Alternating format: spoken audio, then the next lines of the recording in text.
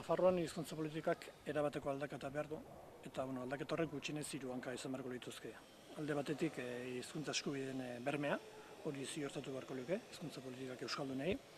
Beste alde batetik, Nafarroako gobernuak berak egin beharko lukeen hizkuntza politika, eta horre administrazioa sartu beharko nuke, hizkuntza, edabideak, eta bere etxeko lanak ere egin beharko lituzke, eta ziurtatu, esate baterako bere zerbitzuak euskaraz eskaintzen ditula eta herritarren eskubideak ere praktikan betetzen direla.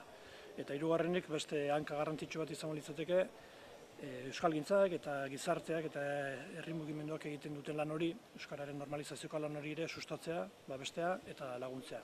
Eta izan da azkenean hizkuntza politika bai instituzionala, gobernuak berak egingo lukena, eta baita herritarrek egingo luketen hori, eta albaldin bada biak ere uztartuta eta elkarlanean. Ni etorri naiz, nire ekarpena egiten saiatzera, kasu honetan parlamentutik. Uste nahiko lan badago hemen gauzak aldatzeko. Aldaketa sakona behar baldin bada, hemen jende askoren, sektore askoren ekarpena beharko da, eta nik nire aletxoa momentu honetan hemen jarrikain nuke, bai euskararen ikuspegitik, eta oro har ere Nafarroak behar duen aldaketa eta Euskal Herriak behar duen bultzada horri emateko.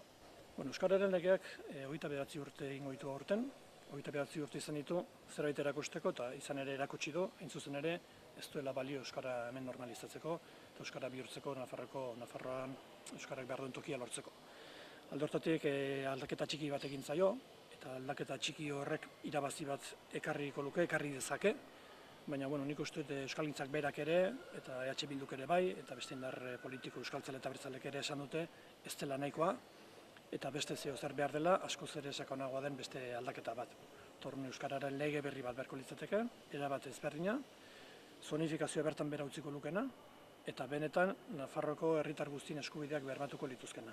Eta lege hori bera, oso bestelako izan beharko luke, eta gainera parlamentoak onartuko luke, baina beharko luke baita ere, bizkat redakzioan eta elaborazio horretan, gizartaren parte hartzea, eta denen artean osatzea, benetan euskarak, euskaldunok, eta Nafarroako oro har beharko luketen legea.